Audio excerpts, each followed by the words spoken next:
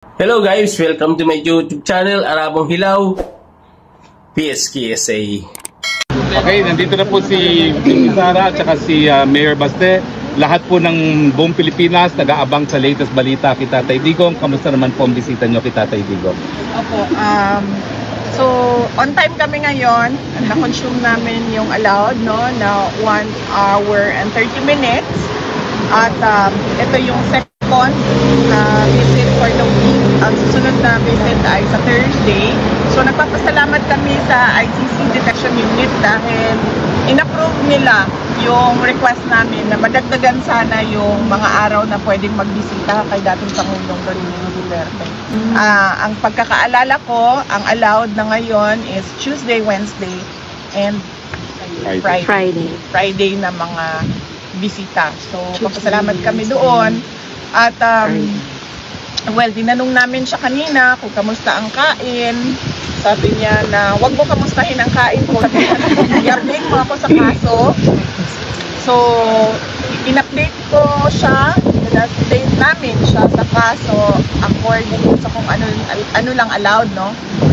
Sa amin na non-lawyers niya sa ICC na pwedeng sabihin sa kanya. So, yun ang unang pinag-usapan. And then nag-usap din kami about family. Kung kamusta na ang mga family members, nagkamusta siya kay sa kuya namin. Tanong siya nasaan si Paulo at anong ginagawa. At ang sumunod ay nag-mention siya about Kitty.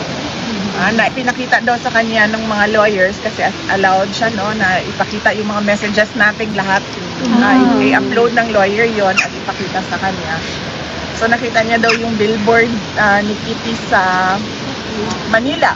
Meron daw billboard si Kitty sa Manila. So na-mention niya yon and he was proud of it. And nagtanong siya sa mama ko. Nagtanong siya kung kilala ba daw ng mama ko si Anilet. Sumagot din ng mama ko na hindi niya daw kilala si Anilet.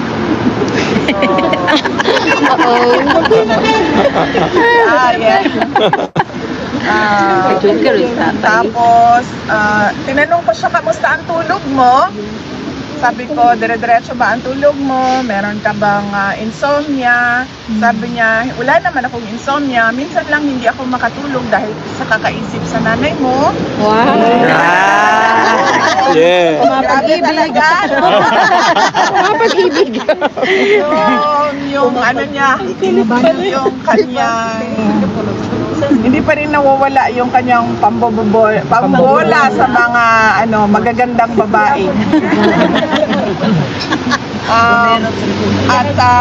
What else about family?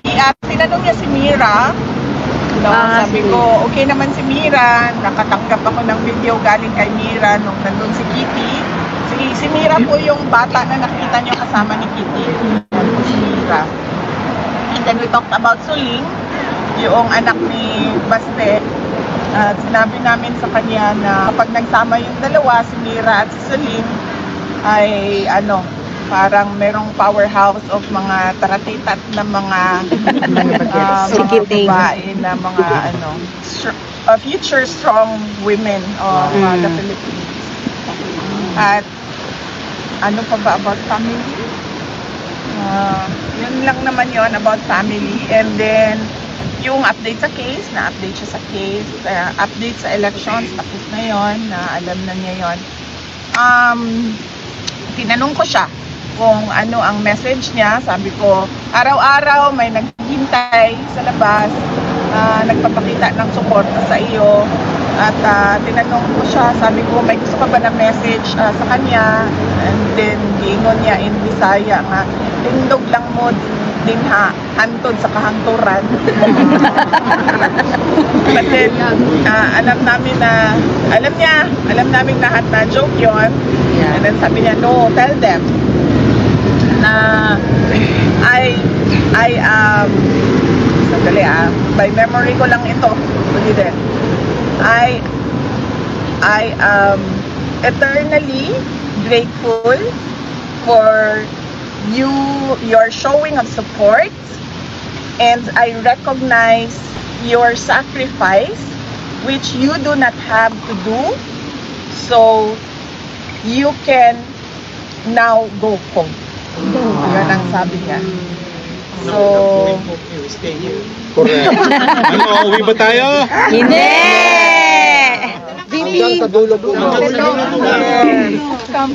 Meron bang iwanan? Wala! So VP, usually po ba pag nag-visit kayo kay PRRD, nasaan po? Sa room or sa dining table, sa garden? Paano po ba pag meron nag-visit? kaming special room Okay. doon sa visiting area dahil yun ang binibigay sa amin na na Space. space. Hindi kami doon sa common area. Doon kami sa special room. Special room. May binalita ba kayo sa kanya na national news? At ano naging reaction ni Tatay Digong sa mga national news na binigay niya sa kanya? Wala kaming pinag-usapan na national news. Well, napag-usapan namin yung May 31. Yeah, yung birthday. Tayo lahat, yes. Napag-usapan namin yung May 31. So, nag-rundown ako ng mga speakers. Sabi ko, nandoon si Baste, nandoon si Senator Amy, nandoon si Senator Dante Marcoleta, Senator Robin Padilla, spokesperson Harry Roque, Attorney Vic Rodriguez, Doc Mata. Maharlika I mentioned, and then ako, and the lawyer, Richard Mata, and the American Malcolm. the American guest, si Malcolm. So sabi ko, we have 10 speakers at madami ang pumunta at madami ang nagpakita ng suporta at madami ang nalasing. Yes. Madami ang nalasing at madami ang nabusog. Sobrang dami ng pagkain din. Madami ang nabusog at madami ang mixed feelings dahil nakakalungkot na nagsama-sama tayo dahil nakakulong si Pangulong Duterte. Pero sobrang saya dahil nakikita mo yung pagkakaisa ng sobrang daming Pilipino for a single cause. Yes. And that is requesting ICC to send PRRD home. Yung pwede ba niyang makita mga video ng mga gathering all over Pwede the po world? ma'am, pero lawyers lang po ang allowed noon. So ang ginagawa namin is pinapadala namin sa lawyers and then they upload it sa laptop nila. Tapos kung may visit sila, pinapakita nila. Hi po, birthday niyo, New York had a very big gathering also sa Times Square. Yes ma'am, oo, I know. I think this is the 3rd year ba na ganun ang ginagawa ng mga nasa Personal friend ko yung pinaka-organizer. Opo. Siya din yung nag-organize for a 3rd Ma'am, nakita ko yung ano doon, ma'am. Yeah. Yung sa, ano ba tawag nun? Billboard? Hindi siya Yeah, billboard, yung video Video talaga. talaga. Oo. Sobrang No, Oo. it's in New York. What do you call that? Oo, parang LED? Spectacular billboards. Maalala kong 2nd or 3rd time na yan. At nagpapasalamat ako, hindi lang sa mga kababayan natin sa New York, kundi sa buong mundo na nag-celebrate din ng birthday ko. But more than that, may double cause yung kanilang celebration. Meron din silang panawagan to send the PRRD, to bring PRRD back to the Philippines. At of course, yun din yung panawagan natin lahat, no? Ibalik si Duterte at ibalik ang tunay na pagbabago natin. VP, nagpaalam na pa ba na babalik ka uli sa Pilipinas? Anong mensahe niya sa'yo? Anong mensahe niya dun sa pagbalik mo sa Pilipinas? Opo, nagpaalam na kami. Nakita ko lang sa side eye. Inuuwi ko po yan. Roommate ko yan. Roommate ko siya. So, ilagay ba natin siya dito? Sa gitna. Yeah. Nakatali. Yes. So, sinabi na namin sa kanya na uwi na kami tomorrow. Magsisimula na yung biyahe namin mamaya. Tapos, sinabihan namin siya na darating si Hanilet sa Thursday. And then, ang susunod na darating ay si Paolo, kasama yung kanya ang mga VP, alam na niya. paano mo nyo po, kayong dalawa magkapatid, nire-reassure ang Pangulo para magkaroon siya ng hope na sooner makalabas na talaga siya dyan? As far as allowed sa amin ng mga lawyers na wala kaming privileged communication, sinasabi namin sa kanya yung alam na ng lahat, no, public knowledge na nag-file ng questioning jurisdiction at ngayon ay merong provision sa Rome Statute, yung interim release na tinatrabaho din. And then one of the discussions as well was your suggestions, folks, no, to go through the Dutch law. Which she said, okay, you explore that. And then sabi ko, I can do that while I'm back in the Philippines na online na lang yung pag-aasikaso. At, well, yun ma'am. Kung ano yung alam na ng lahat, yun lang din yung sinasabi namin para wala kaming, At yung bago yung tungkol sa... Yung domestic remedy. Well, unfortunately, dahil paalis na si VP, no? Last question siguro si Mayor Baste. Ano pong feeling nyo dito sa bisita nyo, itong pangalawang bisita nyo kay Tatay Digong? Mas magaan. Kasi,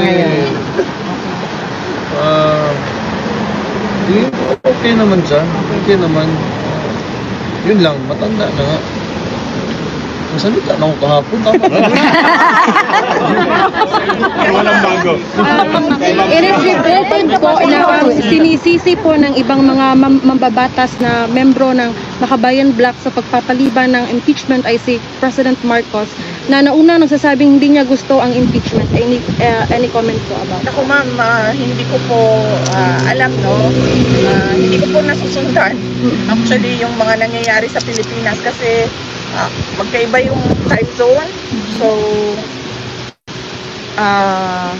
gising na gising tayo dito, tulog naman sila lahat doon sa Pilipinas. Hindi ko nasusundan. Pero, ang pagkakaintindi ko ay madaming procedural lapses na nangyari na labag sa Constitution. Ito po, may naamoy daw po na ang ilan sa nagsulong ng impeachment nyo sa ginawang pagpapaliban ng Senado sa impeachment proceedings, may mga nagsasabing na allegedly may pinoprotektahan at kinatatakutan daw po si Senate President Escudero po. Well, sa pagkakilala ko naman kay Senate President Cheese Escudero ay hindi natatakot yon. In fact, isa siya sa mga, kasama ba siya sa Spice Boys? Hindi, pero impeachment. Yes, no? Oh yes, there was a group called Spice Boys at the time sa House of Representatives, di ba? Yung mga matatapang na mga mga batang congressman. Parang kasali siya doon. But sa impeachment po, siya yung minority floor leader. Yeah, so during anyway, the time of GMA. yes, we do not remember him I do not know him na natatakot na klase na politiko. So, hindi ko lang alam saan nanggagaling yung sinasabi na takot na si Senator Cheese Escudero. Hindi ko alam saan galing yan. Okay, last question na lang po kay Sir Baste. Sorry. Kumusta yung jet lag niyo po? Better na, naka-recover na sana, kaso pauwi na ako. So Hindi pa naka-recover. Yes, naman.